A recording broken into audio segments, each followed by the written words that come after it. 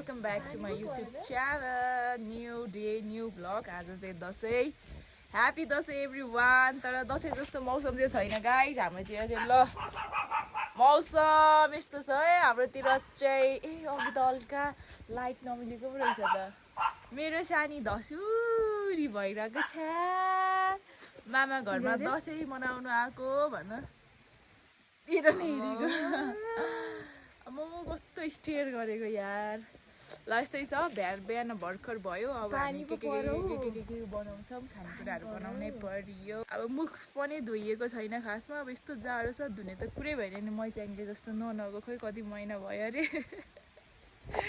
यस्तै छ ल गाइस. Stay tuned. हामी अपडेट दिँदै गर्छौँ भने खाना. मैले त चिसी हुन्छ भन. चिसी हुन्छ मलाई त छेमा. This is the view.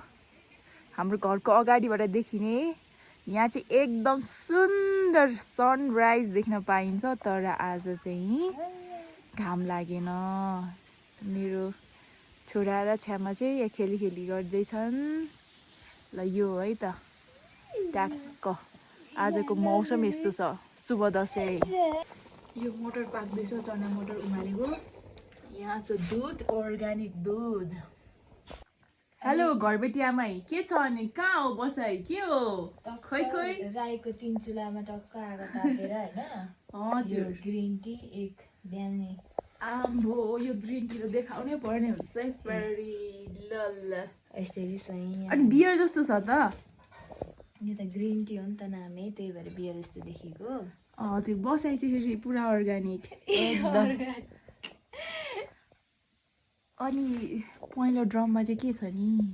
अब राईको घरमा के हुन्छ के होला त. जाड निगार हेर्नु नि. निगार छ निगार. सानी के रहेछ भन न. सानी के हो भनेर चाहिँ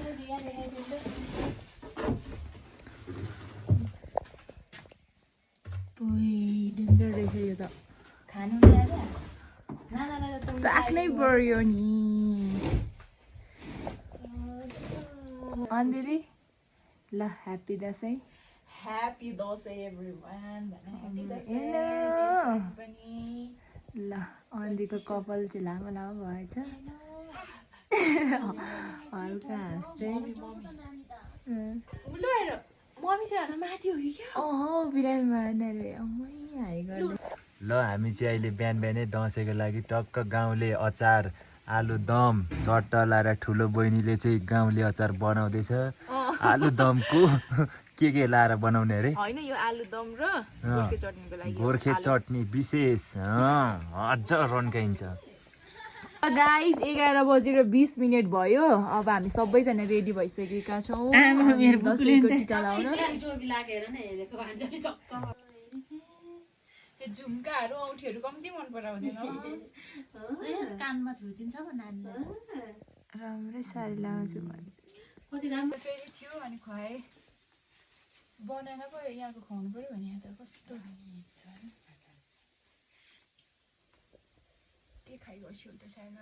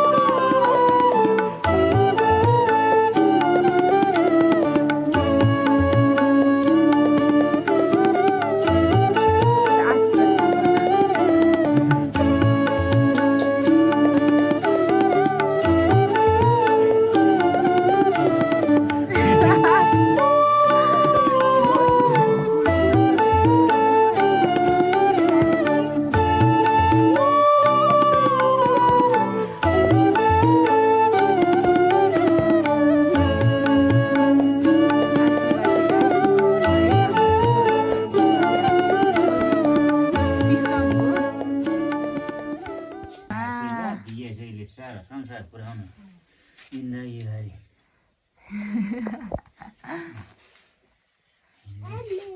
ठुली नि यसैले बुढामा यो जिन्दगीभरि बिहा बसाए ट्याक्कै 10 लाखले नि यो सानाले पनि यही सबै साना जिन्दगी चलाउँछ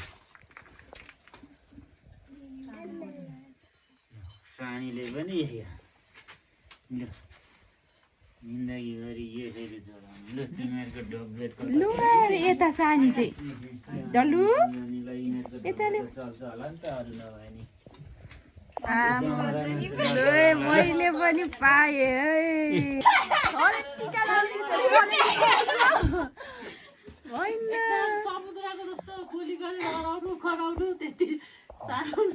टिका लगाइदिएको कि थापेको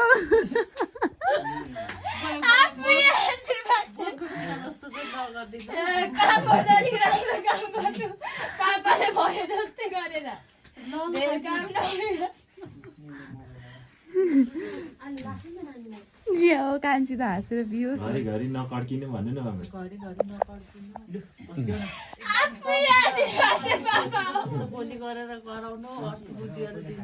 अलिक सङ्लो पानी अलिक कम खानु पानी छ अब सरपङले भनिराखेको छ मोबाइलमा अस्ति भनेको टिका लाउँदा बोल्नु हुँदैन मम्मी सक्यो बोल्दा बोल्दै त्यही 1 साल दिनु बाबा हुन्छ धेरै बोक्नु सक्दिनँ ब्याङ्क भरिसकेको छ नातिले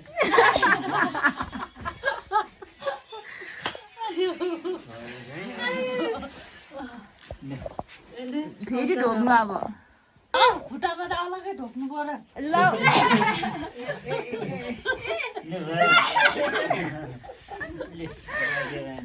अलिक नकराउनु ल ओइ त्यसले खुट्टामा ढोकेनै पढ्नेले चिट गर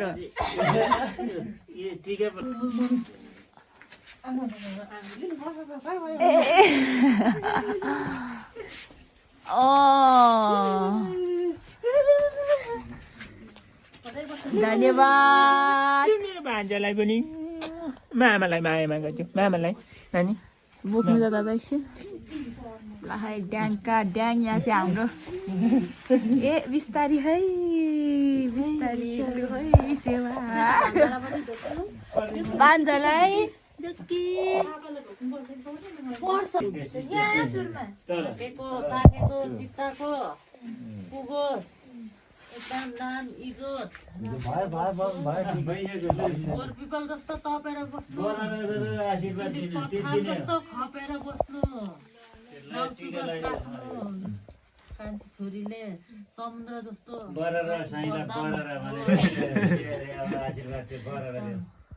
आजको हाम्रो डिसेस दाल रोटी चटनी काँक्रा अनि त्यसपछि मासु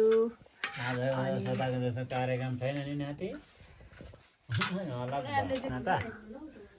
टिका लगाएपछि हाम्रो राईहरूको नाच्दैन आशिकले मात्रै बाँच्दैन हाम्रो राईहरूको टिका टालो गरिसकेपछि मुख छुटाउनु पर्छ नि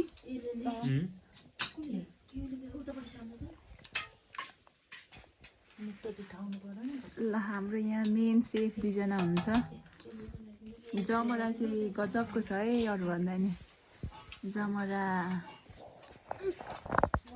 अब चाहिँ हाम्रो खानपिन कार्यक्रम सुरु हुँदैछ गाइस ए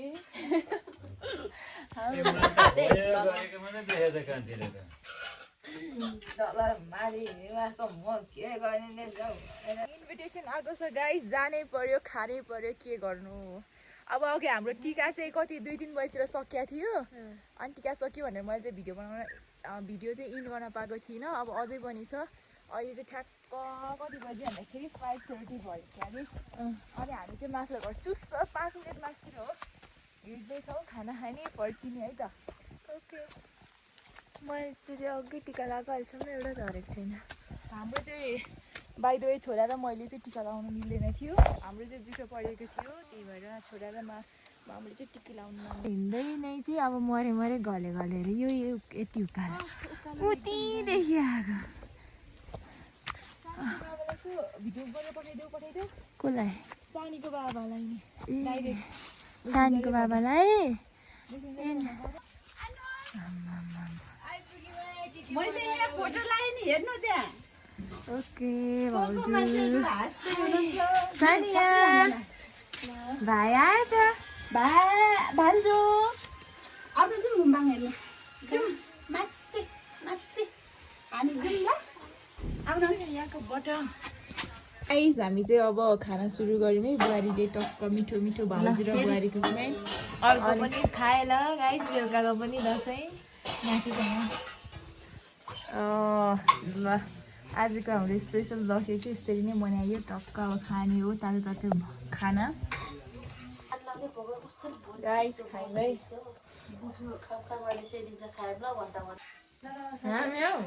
अस्तिको भन्दा त धेरै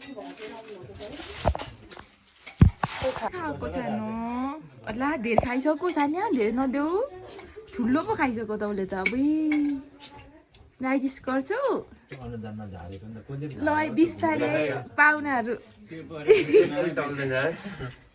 ओहो ल कस्तो छ स्पेसल छ होइन मिठो छ